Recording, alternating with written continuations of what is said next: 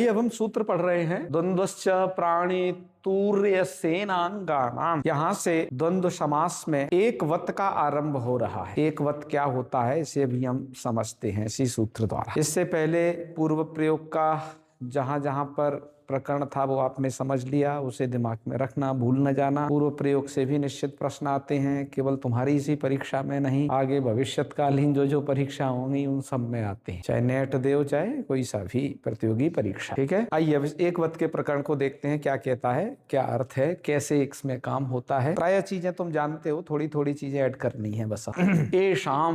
ए शाम का मतलब जो षष्ठ्यंत है सूत्र में, प्राणी तूर्य सेनांगा, प्राणी के तूर्य और सेना के अंग, ए शाम माने इनका, द्वंद्व च से एक वत आ जाएगा, एक वत हो जाता है इनका। द्वंद्व क्या हो जाता है, एक वत हो जाता है। किन किन का तो पहले मैं समझाता हूं, अंगानाम बाद में दिया हुआ है। द्वंद्व समास है इस पूरे पद में, द्वंद्वांत श्रूयमाण पद है अंगानाम, तो उसका प्रत्येक के साथ में अन्वय कर लेना।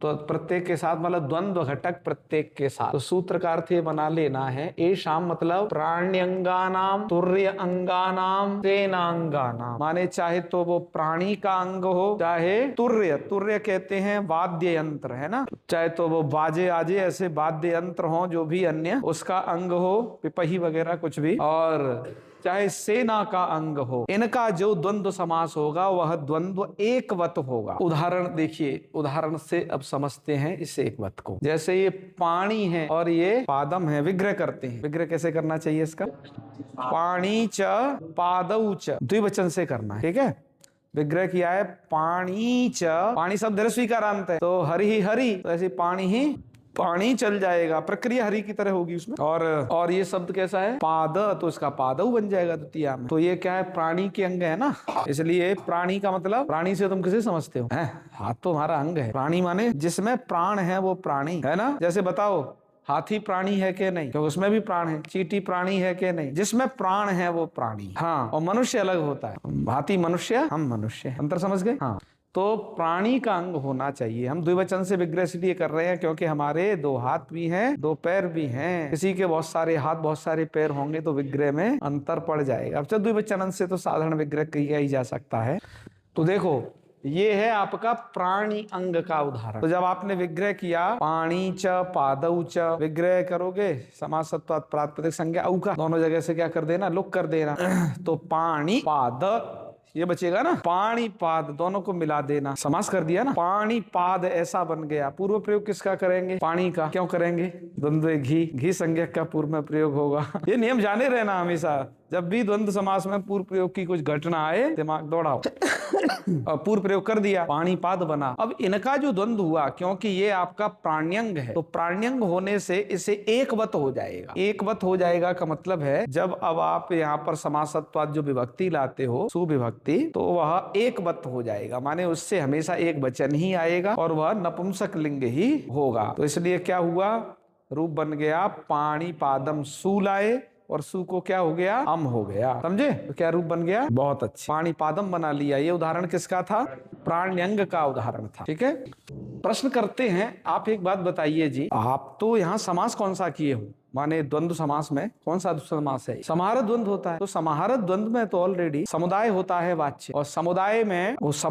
द्वंद्व समास में जो समाहार द्वंद्व है उसमें समुदाय में अनुद्भूतावयव भेद विवक्षा रहती है, तो वैसे ही एक वचन होगा और नपुंसकलिंग वैसे ही आएगा, क्योंकि आप समाहार द्वंद्व कर रहे हो। तो फिर आप एक वत क्यों किया, है ना। समाहार द्वंद्व जो काम करता है वही काम एक वत करने से होता है, तो इसलिए आप मत करिए यहाँ पर, मतलब आप एक वत का आरंभ मत करिए यहाँ पर, हमारा द्वंद्व से वो काम हो जाएगा कि नहीं। सुनिए, थोड़ा एक और रहस्य है, कहा कि यदि कोई यहाँ पर इतरेतर योग कर लिया तब तो फंस जाओगे, क्योंकि समास तो विवक्षाधीन है ना। कोई तो समाहार द्वंद्व करेगा, यदि कोई इतरेतर योग कर लिया तब तो पाणिश्च, वो पाणी च पादौ च क्या बना लेगा, है पानी पादा बना लेगा ना, क्योंकि दो पानी और दो पैर, बहुवचन कर लेगा। यदि किसी के एक एक भी है, पाणिश्च पादश्च, मान लो कि एक वचन भी कर, तो फिर भी पानी पादव बनेगा, होगा कि नहीं ऐसा। तो कह रहे हैं देखिए, इसलिए कोई इतरेतर योग भूल के भी न कर ले, इसलिए क्या किया जा रहा है, एक वद भाव का आरंभ किया जा रहा है। एकवत भाव से आरंभ से मतलब यह है कि भैया इनमें हमेशा तुम समाहार द्वंद्व ही करना, इतरेतर योग कभी भूल के भी मत कर लेना। इसलिए दीक्षित जी अगली पंक्तियां लिख रहे हैं, समाहारस्य एकत्वादेव एकत्वे सिद्धे। समाहार तो एक ही होता है ना,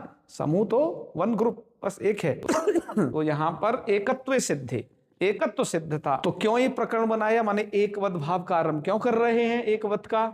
तो नियमार्थम प्रकरणम, ये प्रकरण नियमार्थ है। क्या नियम करेगा? नियम का स्वरूप आगे लिखा है, प्राण्यंगादि नाम समाहार एव यथा स्यात्। प्राण्यंगादि जो हैं ये प्राणी का अंग, तूर्य का अंग, सेना का अंग, इनका क्या होगा? समाहार एव स्यात्, इनका समाहार ही होगा। तो क्या कहा? नियमार्थम प्रकरणम। प्रकरणम का मतलब एकवत भाव का जो प्रकरण वो आगे के सूत्रों द्वारा आरंभ किया जा रहा है वो क्या है? नियमार्थ होगा। नियमार्थ कब होता है कोई चीज? सिद्धे सति आरभ्यमाणः विधि नियमाय भवति। ठीक है, इसलिए यहाँ पर अब ये नियम हो गया।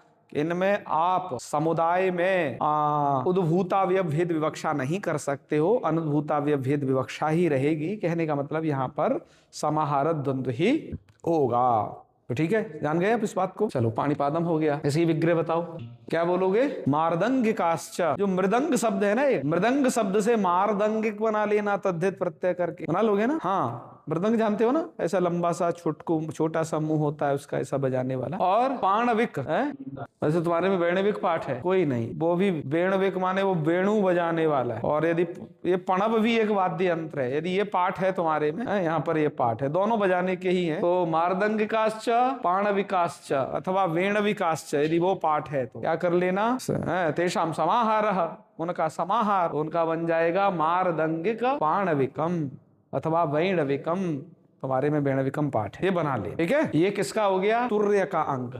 सेना के अंग का उदाहरण अगला है, विग्रह करो इसका। रथिकाश्च अश्वारोहाश्च, है ना। और तेषाम समाहारः, उनका समाहार, उनके समूह को, उनके झुंड को क्या कहेंगे? रथिकाश्वरोहम। विग्रह तो कर लेना तुम, जस विभक्ति लाके विग्रह कर लेना। जब तुम्हें ये कहा जा रहा है रथिकाश्च, रथिक अग्रे जस, जब बहुवचन से किया जाए तो बहुवचन, द्विवचन से किया जाए तो ये सब अपने लाते रहना। एक वचन से किया जाए तो एक वचन रख लेना। ठीक है, होंगे सब प्रथमांत से विग्रह, सु औजस, इससे ये रहेगा इसके विग्रह वाक्य। ठीक है, चलो आगे और पढ़ते हैं एकवद भाव के विधान। आगे के सूत्र जो है नियम सूत्र हैं सब। ठीक है, यहीं से आरंभ हो गए थे ये। द्वंद्वस्य प्राणितुर्य सेनांगान, तो इनका जो समाहार है उसका एकवत हो जा रहा। ठीक है, एकवत हो जाने से क्या होगा? इनमें आप कभी भी इतरेतर योग नहीं कर पाओगे विवक्षा होने पर भी, इनमें समाहार द्वंद्व ही रहेगा। चलिए अग्रिम सूत्र दिया पाणिनि जी ने, कुछ वेद विषयक भी है बात। अनुवादे चरणानाम। ठीक है, चरणानाम अनुवादे, सीधा सूत्र का अर्थ करने के लिए ऐसा करना। चरणा नाम का अर्थ दिया चरणानाम द्वंद्वः, चरणों का चरण ही दे दिया। चरण माने पैर नहीं। चरण शब्द क्या है? तत्वबोधनीकार लिखते हैं, चरण शब्द शाखाध्येत्री वचन। जो वेद की विभिन्न शाखाएं हैं ना, उन शाखाओं के पढ़ने वालों के लिए क्या शब्द प्रयोग होता है? चरण। ठीक है, पैर वाला नहीं है ये चरण शब्द। देख लियो, हाँ, बाल ब्रह्मकार भी लिखे हैं, हाँ, शाखाध्येत्रीवाचिना। तो शाखा के जो पढ़ने वाले हैं उन्हें क्या बोला जाता है जी? चरण बोला जाता है। पहले बोला जाता था, अब तो ये शब्द व्यवहार में कहाँ रहा है। तो चरणानाम द्वंद्वः, उनका द्वंद्व होता है। वो द्वंद्व होता है नहीं, द्वंद्व एकवत स्यात्, उनका द्वंद्व एकवत भाव होता है। द्वंद्व तो वो चाहते द्वंद्व ही करेगा, एकवत करेगा। कब? अनुवादे का अर्थ किया है सिद्धस्योपन्यासे। अनुवाद किसे कहते हैं बच्चों? ट्रांसलेट करना, तुम यही जानते हो। ट्रांसलेट में क्या होता है? जैसे आपका कुछ हिंदी के वर्ड है, संस्कृत में हूबहू ट्रांसलेट कर दी। पर पहले जो क्या होता था, जैसे गुरुजी ने कुछ पढ़ाया, बोला, फिर वो उन्होंने कहा चलो अब अनुवाद कर। पश्चात बोलना माने गुरुजी ने जो बोले वाक्य हैं वो सिद्ध हैं, प्रथमता बोले गए, और सिद्ध का ही उपन्यास करना। जैसे मैंने तुम्हें पढ़ाया कोई चीज, अब मैं तुमसे सुनूं, अब तुम सुनाओ, तो क्या मैं जो बोलूंगा हूबहू तुम वैसा ही कर दोगे क्या? उसे वैसा ही सुना दोगे क्या? है आजकल अनुवाद माने ट्रांसलेट हूबहू समझने लग गए, है ना। अस्ति है, आसित था, ऐसे वाले सीधे सीधे अनुवाद मतलब समझ गए। पहले गुरुजी पढ़ा देते थे, फिर कहते थे अब अनुवाद करो। अनुवाद माने अनु पश्चात वदती थी, अनुवाद बाद में बोला जाना, इसको क्या कहा जाता था? अब अनुवाद किसके लिए प्रयोग होता है? केवल चिड़िया के स्थान पे चिड़िया बैठाने को। इसलिए अनुवाद के कई सारे प्रकार हैं। वो तो शब्दानुवाद है, इसलिए भावानुवाद करते हो तुम। दरअसल तुमसे कहा जाता है कि मैंने बताया तो तुम अपने भाव अपने जो भी आते उससे बताते हो, सेम टू सेम वही शब्द थोड़ी ना कहते हो। ठीक है। तो ये समझ लीजिए ये कब होता है एकवद भाव? सिद्धस्य उपन्यासे, जब सिद्ध का उपन्यास कर रहे हो, गुरुजी ने कुछ पढ़ाया और पर वो चरणवाची शब्द होना चाहिए, मतलब शाखाध्येत्रीवाची है ना, शाखा को पढ़ने वाले छात्र, उनका यदि हो तो। यहीं पर एक वार्तिककार ने वार्तिक बनाया सूत्र में ही कुछ ऐड करने की। वार्तिक है स्थेणोः, यहाँ दो धातु हैं, स्था धातु और इण धातु। तो स्थेणोः दो द्विवचन का रूप हो गया, स्थेणोः लुङीति वक्तव्यम। इसका अर्थ देखो इन्होंने किया है कि स्था धातु तुम जानते ही हो, इष्ठा गति निवृत्तौ, इष्ठा गति निवृत्तौ और इण गतौ, ये दो धातु हो गए। तो ऐसे अर्थ कर लेना, स्था प्रकृतिक इण प्रकृतिक लुङन्ते उपपदे। जब स्था प्रकृतिक माने स्था धातु प्रकृति में जहां पर होगा स्था प्रकृतिक लुंग, इसका मतलब सीधा होगा जहां स्था धातु का लुंग लकार का रूप उपपद में हो, अथवा जहां पर इण धातु का लुंग लकार का रूप उपपद में हो। उपपद माने समीप पठित हो, पार्श्व पठित हो, वहीं पर तभी वो अनुवादे चरणानाम नियम लगता है। क्या समझे? अनुवादे चरणानाम इति सूत्रस्य प्रवृत्तिः कदा भवति? स्थेणोर लुङि। स्थेणोर लुङि इत्युक्ते स्था धातोः प्रत्यष्ठा रूपम यदा उपपदे भवति, लुङ तथैव इण धातोः लुङि उदगात् इति रूपम यदा उपपदे भवति तदा एव चरणानां द्वन्द्वः एकवत् स्यात् सिद्धस्यो उपन्यासे। एवं संपूर्णः सूत्रस्य अर्थः अत्र मंतव्यः। समझ गए? संपूर्ण सूत्र का अर्थ आपको ऐसे समझना। तो ठीक है, करना शुरू करते हैं। कठ क्या है और कलाप क्या है? कठ एक है शाखा, और उस शाखा वेद की शाखा है ना। कौन से वेद की है रे कठ? कृष्ण यजुर्वेद की शाखा है कठ, जिसका कठोपनिषद भी है। ठीक है, और उस कठ को जो पढ़ता है, कठेन प्रोक्तम अधीयते इति कठाः, यहाँ कोई एक तद्धित प्रत्यय होता है, उस तद्धित प्रत्यय का हो जाता है लुक। ठीक है, पूरी प्रक्रिया देखना चाहो, इन्होंने लिखी है कठेन प्रोक्तम अधीयते कठाः वही संपायन अंते वासिनत्वात् ऋणी। ये वही संपायन के अंतेवासी हैं कठ, वो कठ शब्द से ऋणी हुआ है। तद्धित की प्रक्रिया, तद्धित तो पढ़ी रहे हो ना। और उस ऋणी का क्या हुआ? तस्य कठ चरकात् इति लुक, कठ चरकात् से उस ऋणी प्रत्यय का हो गया लुक। और उससे फिर क्या किया? ये तो रूप बना भी कठेन प्रोक्ताधीयते इति कठा। फिर ततो अध्येत्री प्रत्ययः, फिर वहां पर अध्येत्री प्रत्यय हुआ, अध्येत्री अर्थ में माने उसको पढ़ने वाला। ठीक है ना, तो उस अध्येत्री प्रत्यय का क्या है ना, प्रोक्तात इति लुक, इस सूत्र से लुक हो गया, प्रोक्ताल लुक से। तो फाइनली कठ का कठ ही शेष रहा, पर उस कठ का अर्थ यह होगा कि कठ के द्वारा कहे गए को, बताए हुए शाखा को पढ़ने वाला। बताओ कठ शब्द शाखाध्येत्रीवाचक है कि नहीं है? चरणवाचक है। तुम यहाँ चरण शब्द से बोल लो, है ना। कठ शब्द चरणवाचक है, माने उस कठ शाखा के पढ़ने वाले स्टूडेंट का वाचक है। और ऐसे ही एक कलाप शब्द है, तो कलापेन प्रोक्तम अधीयते इति, तो कलापिना है ना, ये क्या विग्रह दिया है? कलापिना दिया है, कलापिना प्रोक्तम अधीयते कालापाहा। तो यहाँ प्रोक्त अर्थ में अण हुआ, पूरी प्रक्रिया लिखी है, टीलोप होना ये सब देख लेना। तो प्रोक्ता लुक से यहाँ पर उसका भी क्या हो जाता है? लुक हो जाता है। अब विग्रह किया तुमने, इस क्रियापद को तो अलग कर लेना। मैं हालांकि अब आगे जब इसे थोड़ा शुद्ध करूंगा, क्रिया को अलग पद निकाल करके ही करूंगा, है ना।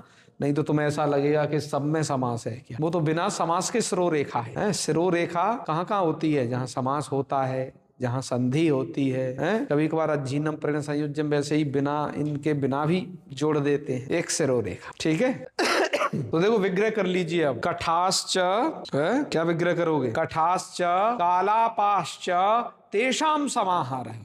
हम भाई प्रथमांत से इसलिए कर रहे हैं, हालांकि यहाँ पर परिनिष्ठित विभक्त्या भी विग्रह होता है। दीक्षित जी ने एक सिद्धांत दिया है प्रौढ़ मनोरमा में, इसलिए देखो तो बाल मनोरमा कर कैसे विग्रह कर रहे हैं। कठानाम कलापानाम च समाहारा, देख रहे हो, षष्ठ्यंत से कर रहे हैं, माने परिनिष्ठित विभक्त्या विग्रह कर रहे हैं। पर हम तो उसी ढर्रे से चलते हैं जो कि पहले भी ये कह के आए हैं कि प्रथमांता नाम ही होगा, तो हम ऐसे ही बनाएंगे, है ना। कठ जस कलाप जस, है ना। हमारा विग्रह क्या है? गोविंदाचार्य जी कैसे दिए हैं? ऐसे ही दिए ना, कठाश्च कालापाश्च इति कठ कालापम।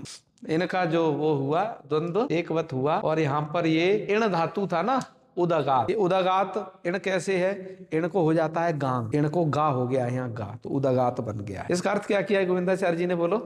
उदगात कठ कालापम माने कठ और कलाप शाखा का पुनः उदय हुआ, ऐसा, ठीक है। इनका समाहार को कहेंगे कठ कालाप। उदगात से वो उदय अर्थ हुआ, वो निकला, ठीक है। और ऐसे ही देखो कठ कौथुमम, यहाँ क्या विग्रह करोगे? एक कौथुम भी शाखा है। कौथुम किसकी शाखा है? एक किसकी है? सामवेद की है शायद, है ना। तो उनको पढ़ने वाले ये चरणा नाम, चरणवाचक शब्द है। तो सिद्धस्य उपन्यास है, यहाँ पर अनुवाद है, तो क्या हो जाएगा? कठ कौथुमम। ये यहाँ पर इस प्रकार का रूप बन जाएगा, एक वत हो गया है, ठीक है। तो दीक्षित जी ने यही उदाहरण प्रस्तुत किए हैं, बस इतने से ही। अन्य उदाहरण जानने हो तो काशिका से जान लेना, बहुत प्रकार की काशिका ज्यादा बोध कराने में सक्षम है, उसमें बहुत रहता है। समझ कितनी बात? चलो आगे बढ़ते। इसके बाद सूत्र दिया अध्वर्यु क्रतु अनपुंसकम, ठीक है। सूत्र पदच्छेद कर लीजिए। अध्वर्यु क्रतु अनपुंसकम। बच्चों अध्वर्यु किस वेद का होता है? हाँ, बहुत अच्छे। इसलिए यहाँ पर कहा जा रहा है यजुर्वेदे विहितः यह क्रतुः। यजुर्वेद में जिस यज्ञ का विधान किया जाता हो ऐसा क्रतु। इसका मतलब यह है कि अपने वेदों के अलग अलग यज्ञ होते थे, क्या समझे हैं? तो पाणिनि जी को ना इसीलिए कहा जाता है इस व्याकरण को कि सर्व वेद पारिषदम हीदम शास्त्रम। यह पाणिनि जी का जो शास्त्र है किसी एक वेद की शाखा को लेकर नहीं चलता, सभी वेदों की शाखा को लेकर के इसने नियम बनाए। चाहे वो शुक्ल यजुर्वेद की कोई शाखा हो, माने यजुर्वेद की कोई शाखा हो, चाहे ऋग्वेद की कोई शाखा हो, किसी भी वेद की शाखा हो, हर के लिए अलग अलग नियम बनाए हैं। तुम देखो हर जगह, देखो यहाँ भी देखो एक जगह अध्वर्यु क्रतु अनुपुंसकम यजुर्वेदे विहितः यह क्रतु। यजुर्वेद में उस यज्ञ का विधान होता हो, तदवाची नाम, तदवाची जो शब्द हो उनका क्या होता है, पर वो अनपुंसक होने चाहिए। माने वो नपुंसक लिंग शब्द नहीं होने चाहिए, तदवाची शब्द नपुंसक लिंग नहीं होने चाहिए। तो उनका द्वंद्व एक बात स्यात्। उदाहरण देखिए, अरकाश्वमेधम। तो यहाँ पर विग्रह क्या कर लेना? अर्कश्च अश्वमेधश्च। तो देखो अर्क और अश्वमेध दोनों पुल्लिंग हैं। अर्कश्च, तो ठीक है, दोनों पुल्लिंग हैं और दोनों ही यजुर्वेद के क्रतु हैं, यजुर्वेद के ही ये यज्ञ विशेष हैं। तो इससे क्या हो गया? यहाँ पर अश्वमेध तो तुम जानते ही हो, ये तो बहुत फेमस है। ऐसे ही अर्क भी एक यज्ञ होता था, वो बहुत प्रसिद्ध था तब भी। ये थोड़ा ज्यादा हो गया है ना, इसको तुम ज्यादा सुनते हो अश्वमेध को। कितने सारे यज्ञों की परंपरा थी। अब कौन नाम भी है यज्ञ, कौन नाम जानता है इतने सारे? अर्क का नाम तो शायद तुम पहली बार सुने होगे। कितनी परंपराएं लुप्त हुई हैं, क्या क्या लुप्त हुआ है, कहना कठिन है, क्या क्या चीज चली गई। तो एक बात हो गया, अर्काश्वमेधम बन गया। कहा कि बताइए आपने इतना क्यों कहा, अध्वर्यु क्रतु क्यों कहा? अध्वर्यु कृति इति क्रतु इति किम। तो कहा ईशु वज्रव। कहा कि ईशु वज्रव में समाहार द्वंद्व इनका एकवत नहीं हुआ, एकवत नहीं हुआ। तो यहाँ मैंने इतर योग कर दिया ईशुश्च वज्रश्च। कहा कि ये यजुर्वेद के नहीं है, कहाँ के हैं? कहा कि सामवेदे विहितौ। ये सामवेद के क्रतु हैं, ईशु और वज्र नाम के क्रतु, है ना। सामवेदी कहाँ है देखो, पता करो उनसे। ठीक है, ये उनके क्रतु हैं। कहा कि आप ये क्यों कह रहे हो कि यजुर्वेद का क्रतु हो पर वो अनपुंसक होना चाहिए? इसलिए प्रश्न कर रहे हैं अनपुंसकम इति किम। तो राजसूय और वाजपेय दोनों यजुर्वेद के ही क्रतु हैं, पर ये शब्द नपुंसक हैं, अनपुंसक नहीं। जैसे आपके अर्क शब्द पुल्लिंग होता था ना, अश्वमेध शब्द भी पुल्लिंग होता था, ऐसे ही राजसूय वाजपेय जो शब्द हैं ये अर्धर चादी में पढ़े गए। अर्धर चादी में पढ़े गए शब्द पुंसी च पढ़े हो ना नियम को, पुल्लिंग भी होते हैं और नपुंसक लिंग भी होते हैं। तो ये नपुंसक लिंग हैं भी हैं, और सूत्र कह रहा है अनपुंसकम। तो जिसके कारण राजसूयश्च वाजपेयश्च, वो राजसूयम च वाजपेयम च क्या बन जाएगा? राजसूय वाजपेय। वाजपेयम नहीं बनेगा, है ना। समाहार द्वंद्व उनका एकवत नहीं होगा, इधर इतर योग हो ही जाएगा। जान गए? चल आगे बढ़ते हैं। इसके बाद सूत्र है अध्ययन तो अभिप्रकृष्टाख्यानाम। यहाँ पर भी एक वत का विधान है। अध्ययनतः, अध्ययनता का मतलब है अध्ययनेन। यहाँ पर जो तसी है पंचम्या तसी नहीं है, यहाँ पर तृतीया तसी है। इस बात को लिख रहे हैं ये अध्ययनतः इति तृतीयार्थे तसी बाल मनोरमा का। तो अध्ययनता का अर्थ है यहाँ पर अध्ययनेन, ठीक है। इसलिए देखो मूलकार भी लिखे हैं अध्ययनेन। यहाँ पर देखिए एक शब्द और है अभिप्रकृष्टाख्यानाम, माने अभिप्रकृष्टाख्यों का भी क्या हो जाता है? एकवत हो जाता है। अब अभिप्रकृष्टाख्य क्या चीज होता है? पहले हम समझते हैं विप्रकृष्ट। विप्रकृष्ट माने क्या होता है? नहीं समझ रहे हो? वो जो उधर पर्वत दिख रहा है ना, वो यहां से विप्रकृष्ट है, दूर। विप्रकृष्ट कहते हैं दूर को, ठीक है ना।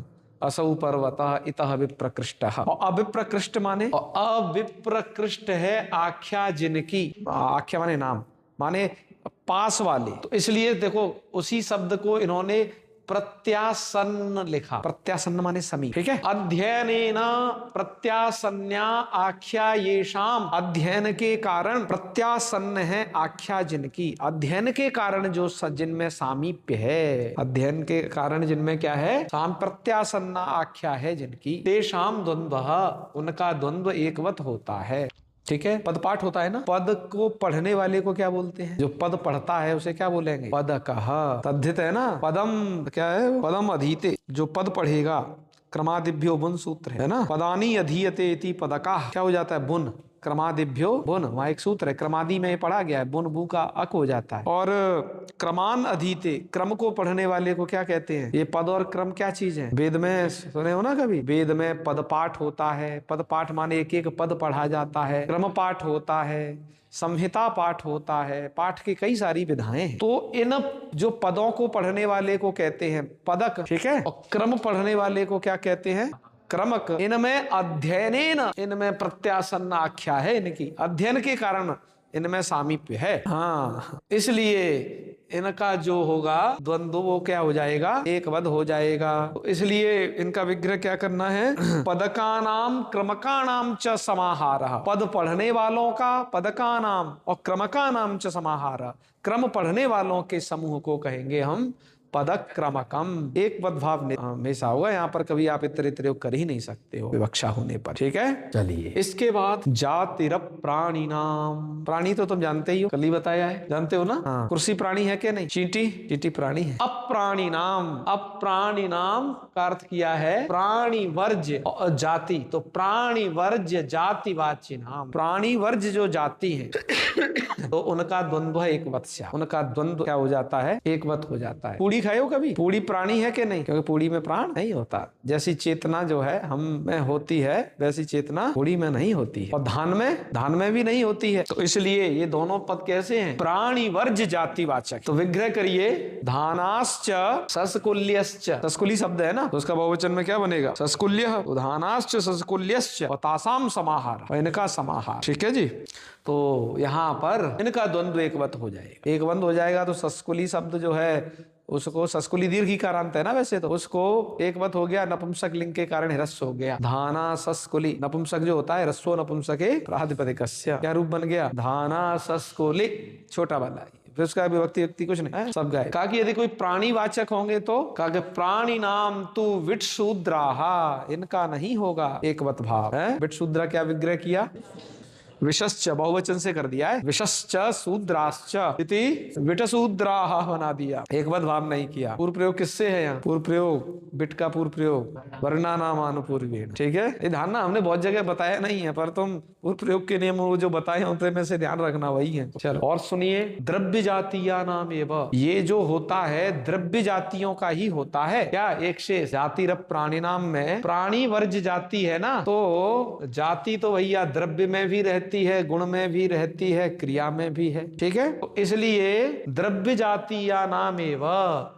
यह जो एकवद भाव है वो द्रव्य जातीय में ही रहे। द्रव्य जाति जैसे यहाँ धान सस्कुली है ना, तो ये क्या है, द्रव्य जाति है यहाँ पर। ये निकलता कैसे है द्रव्य जाति या नाम एवं, इस बात पे बाल मनोरमा कर दिए हैं इस बात को कि अप्राणी नाम ये पर्युदास है, अप्राणी नाम पर्युदास से, और जो पर्युदास होते हैं ना, नए एवं युक्त अन्य सदृशाधिकरणे तथा अर्थ गति, तो प्राणी भिन्नम प्राणी सदृश्य सादृश्यम, और सादृश्यम च द्रव्य जातित्वेन ग्रह, सादृश्य जो लेना है वो द्रव्य जातित्वेन, द्रव्यगत जाति, द्रव्य जाति का मतलब क्या है, द्रव्यगत जाति, तो इसलिए वहीं होगा ये है ना। जाति प्राणी नाम का मतलब क्या है कि द्रव्यगत जाति लेनी है, प्राणी वर्ज्य जाति जो लेनी है वो कैसी, द्रव्य में रहने वाली जाति ही लेनी है। धान और सस्कुली इनको आप छू सकते हो, द्रव्यों को हम स्पर्श कर सकते हैं, अन्य जगह नहीं होगा ये जो है एकवद भाव, जहां द्रव्य जाति नहीं होगा। जैसे क्या, नेह रूप रसौ, रूपश्च रसश्च अनयोः समाहारः,